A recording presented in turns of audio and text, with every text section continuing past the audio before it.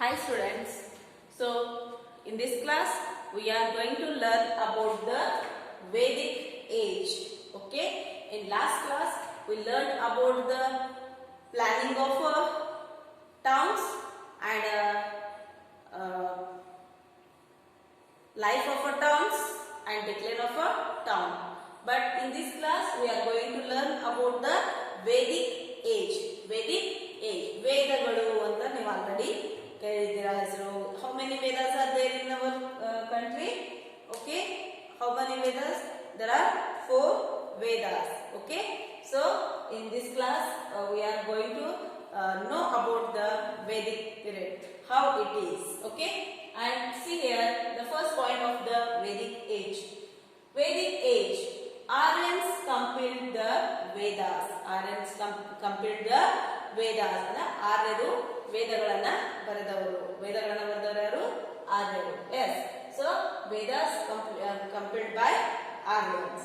So Aryans belong to the early Indo-European tribes. Yes. Who belongs to the Aryans? Aryan belongs to the early Indo-Europeans. Means Adi Indo-European ಜನಾಂಗಕ್ಕೆ ಸೇರಿದವರು ಯಾರು? Aryan. So they wrote the about Vedas and tribe of southern Russia. They are the early Indo-European tribe of southern Russia, Ural mountain slopes. Ural mountain slope ಅಲ್ಲಿ ವಾಸವಾಗಿದ್ದಂತಹ southern Russia ಅಂದ್ರೆ southern ರಷ್ಯಾದಲ್ಲಿ ಇರುವಂತಹ Ural mountain slope ಅಲ್ಲಿ ವಾಸವಾಗಿರುವಂತವ್ರು ಯಾರು? Early Indo Europeans. ಆ ಜನಾಂಗಕ್ಕೆ ಸೇರಿದವರು ಯಾರು? ಆರ್ಯನ್. ಸೊ ಅವರು ಏನ್ ಮಾಡಿದ್ರು? ವೇದಗಳನ್ನ ಬರೆದ್ರು. Okay. So many of the groups of this tribe through central Asia came to Iran.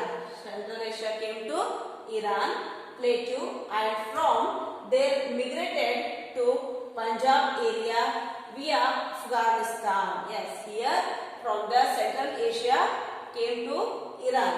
First, here many of the groups of this tribe through Central Asia.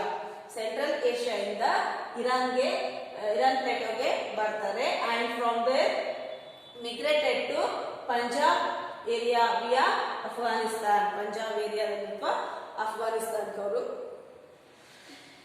ವಲಸೆ ಹೋಗ್ತಾರೆ. ಸೊ ಪಂಜಾಬ್ ಬಂದು ಅವರು ಆರ್ಯರು ವೇದಗಳನ್ನ ಬರೀತಾರೆ. So according to well known historian B.K. Ghosh, according to the good historian B.K. Ghosh in history and culture of the Indian people, published by Bharatiya Vidya Bhavana. Okay, so B.K. Ghosh, he is one of a good historian. He wrote a book Bharatiya Vidya Bhavana. In his book Bharatiya Vidya Bhavan, he wrote about the history and culture of the Indian people. Okay, ಅವರು ಭಾರತೀಯ ವಿದ್ಯಾಭವನದಲ್ಲಿ B.K. Ghosh ಅವರು ಎದ್ರ ಬಗ್ಗೆ ಮಂಡಿಸ್ತಾರೆ, ಬರೀತಾರೆ history ಮತ್ತು culture, ಹೌದಾ, ಇತಿಹಾಸ ಮತ್ತು ಸಂಪ್ರದಾಯದ ಬಗ್ಗೆ ಅವ್ರೇನ್ ಮಾಡ್ತಾರೆ? ಇಂಡಿಯನ್ ಭಾರತೀಯ ಜನರ ಒಂದು ಇತಿಹಾಸ ಮತ್ತು ಸಂಪ್ರದಾಯವನ್ನ ತಮ್ಮ ಪುಸ್ತಕದಲ್ಲಿ ಬರೀತಾರೆ. ಯಾರು? B.K. Ghosh. And the culture built by these people is understood based on the Vedas and is called as Vedic culture. Yes, he told about that. The Aryans wrote the book, okay, Vedas. So and here it says that the culture built by these people is understood based on the Vedas. Culture, ಸಂಪ್ರದಾಯ, ನಾವು ಯಾವ ರೀತಿ ಇರಬೇಕು, ಯಾವ ರೀತಿ ಉಡುಗೆ ತೊಡುಗೆಗಳನ್ನು ತೊಡ್ಕೋಬೇಕು, ಹೆಣ್ಣು ಹೇಗಿರಬೇಕು, ಗಂಡು ಹೇಗಿರಬೇಕು, ಅವರ ಭಾವನೆಗಳು ಯಾವ ರೀತಿಯಾಗಿರ್ಬೇಕು, ಯಾವ ರೀತಿ ಯಾರಿಗೆ ಮರ್ಯಾದೆ ಕೊಡಬೇಕು, ಜನಜೀವನ ಯಾವ ರೀತಿಯಾಗಿರ್ಬೇಕು ಅನ್ನೋದನ್ನ ನಾವು ವೇದ ಉಪನಿಷತ್ಗಳನ್ನ ಓದೋದ್ ಮುಖಾಂತರ ತಿಳ್ಕೊತೀವಿ. ಸೊ ಆ ವೇದಗಳನ್ನು ಓದೋದ್ ಮುಖಾಂತರ ನಮ್ಮ ಜನಜೀವನ, ನಮ್ಮ ನಿತ್ಯದ ಸಾಂಪ್ರದಾಯಿಕ ಯಾವ ರೀತಿಯಾಗಿರ್ಬೇಕು ಅನ್ನೋದ್ರ ಬಗ್ಗೆ ಈ ವೇದಗಳ ಮುಖಾಂತರ ನಾವು ಕಲಿತೀವಿ ಅನ್ನೋದು B.K. ಘೋಷ್ ಅವರು ತಿಳಿಸಿದ್ದಾರೆ. So the Vedic period is identified as the period between 1500 BCE, 1500 BCE and 1700 BCE. Yes, Vedic period. ವೇದಗಳ ಕಾಲ ಅಂತ ನಾವು ಯಾವಾಗ ಯಾವ ಇಯರ್ ಅನ್ನ ಮಂಡಿಸ್ತೀವಿ ಅಂತಂದ್ರೆ 1500 BCE. You know that student, BCE, before Krista era. Okay, before Krista era, ಕ್ರಿಸ್ತ ಪೂರ್ವ ಅಂತ ಹೇಳ್ತೀವಿ. ಹೌದಾ? ಕ್ರಿಸ್ತ ಪೂರ್ವ ಅಂದ್ರೆ ಕ್ರಿಸ್ತ ಹುಟ್ಟೋಕ್ಕಿಂತ ಮುಂಚೆ ಇದ್ದಂತ ಕ್ರಿಸ್ತ ಪೂರ್ವ ಇಯರ್ 1500 ಇಯರ್ ಇಂದ 1700 ಇಯರ್ ವರೆಗೂ ಇತ್ತಲ್ಲ ಇಯರ್, ಆ ಒಂದು ಪೀರಿಯಡ್ ಅನ್ನ, ಆ ಒಂದು ಇಯರ್ ಅನ್ನ ನಾವೇನಂತ ಕರಿತೀವಿ? ವೇದಿಕ್ ಪೀರಿಯಡ್ ಅಂತ ಕರಿತೀವಿ, ವೇದಗಳ ಕಾಲ ಅಂತ ಕರಿತೀವಿ. Students, here in this here Vedic period is divided into two periods. Vedic period is divided into two periods. First part is the Rigveda. First part ಅನ್ನು ಏನಂತ ಕರೀತಾರೆ? Rigveda. Rigveda or the beginning Vedic period. Rigveda first part is the Rigveda. Rigvedavನ್ನ beginning part of a Vedic period ಅಂತಾನೂ ಕರೀತಾರೆ. Okay, and this period is between 1500 BCE to 1000 BCE. 1500 BCE to 1000 BCE. 1500 ಇಂದ 1000 BCE ವರೆಗೆ ಅಂದ್ರೆ before ಕ್ರಿಸ್ತ year ವರೆಗೂ ಇದ್ದಂತಹ period ಅನ್ನ ನಾವು ಏನಂತ ಋಗ್ವೇದ ಪೀರಿಯಡ್ ಅಂತ ಹೇಳ್ತೀವಿ. So the second part is the post Rigveda. Second part is the post Rigveda. So period or Rigveda period or post Vedic period ಅಂತಾನು ಕರಿತೀವಿ. So post Rigveda period or post Vedic period ಅಂತ ಕರಿತೀವಿ ಸೆಕೆಂಡ್ ಪಾರ್ಟ್ ಅನ್ನ. So this period is between 1000 BCE to 700. So Rigveda starting ಆದ್ರೆ ಇದು ನಂತರ ಬರುವಂತಹ ಕಾಲ ಋಗ್ವೇದ ಸೆಕೆಂಡ್ ಪಾರ್ಟ್. ಅದು ಯಾವ ಇಯರ್ ಅಲ್ಲಿ ನಾವು ಆ ಒಂದು ಇಯರ್ ಅಂತ ಕರಿತೀವಿ ಅಂದ್ರೆ 1000 ಬಿಫೋರ್ ಕ್ರಿಸ್ತ ಇಯರ್ ಟು 700 ಬಿಫೋರ್ ಕ್ರಿಸ್ತ era. This period is called post Rigveda period or post Vedic period. Okay, got it? There are two parts of Vedic periods. First one is the beginning of Rigveda period. Second part is post Rigveda period. Okay, don't forget this. But the Vedas were not compiled in written form during this period, and the Vedas were in the oral form at the beginning and later emerged into written form with a lot of changes. Yes, when the Vedic period was begin, ಯಾವಾಗ ವೇದಗಳ ಕಾಲ start ಆಯಿತು, beginning year means beginning Rigveda period, there is a no written Vedic form. There is a no written form. There is only the oral form. Starting Rigveda period, Rigveda period start ಆದಾಗ ಅಲ್ಲಿ ಯಾವುದೇ ರೀತಿ ಬರವಣಿಗೆ ಮುಖಾಂತರ ಅವರು ಮಂಡಿಸಿರ್ಲಿಲ್ಲ. ಅದನ್ನ ವೇದಗಳಂತ ಅಲ್ಲಿ ಲಿಖಿತ ರೂಪದಲ್ಲಿ ಕೊಟ್ಟಿರಲಿಲ್ಲ. ಓರಲ್ ಆಗಿ ಅಂದ್ರೆ ಮಾತಿನಿಂದ ಅಂದ್ರೆ ಹೇಳುತ್ತಾ ವೇದಗಳನ್ನ ಹೇಳಿದ್ರು. ನೆಕ್ಸ್ಟ್ ಮುಂದೆ ಸೆಕೆಂಡ್ ಪಾರ್ಟ್ ಅಲ್ಲಿ ಅವರು ಏನ್ ಮಾಡಿ ಸ್ಟಾರ್ಟ್ ಮಾಡಿದ್ರು, ಬರೀಲಿಕ್ಕೆ ವೇದಗಳನ್ನ ಬರೀಲಿಕ್ಕೆ ಸ್ಟಾರ್ಟ್ ಮಾಡ್ತಾರೆ. So this is about the Vedic period, how the Vedic period started. Okay, is there any doubt, students? If you have doubt, ask me. Okay, let's see here. Here total 4 Vedas are there. Okay, I told you. So there are 4 Vedas like Rigveda, Samaveda, Yajurveda and Atharva Veda.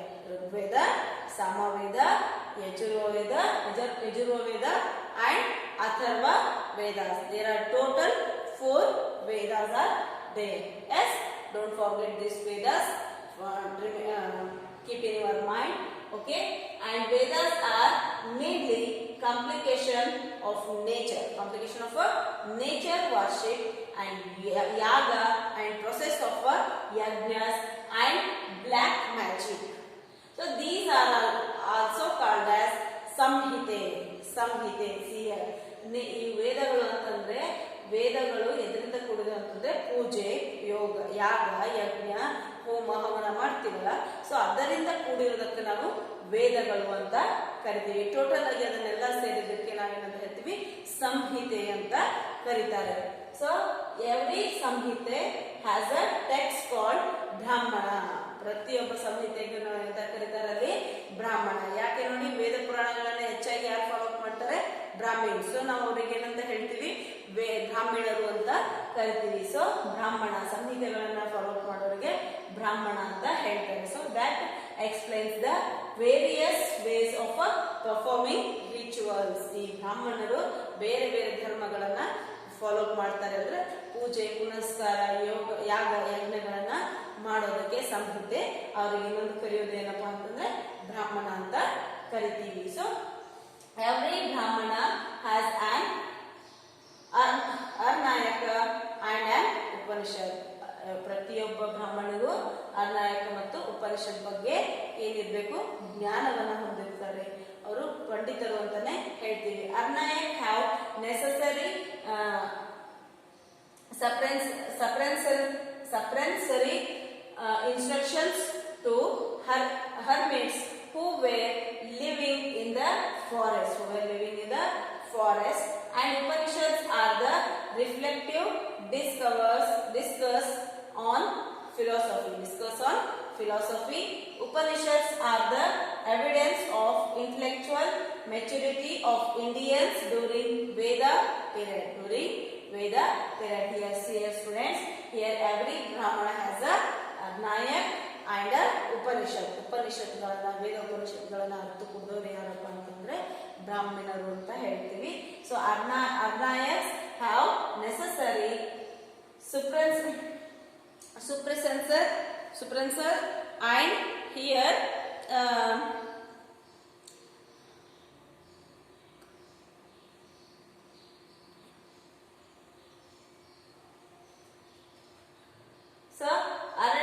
Aranyaka means here the peoples who are living in the forest area, Aranya, okay, forest area, and Aranyakas have necessary to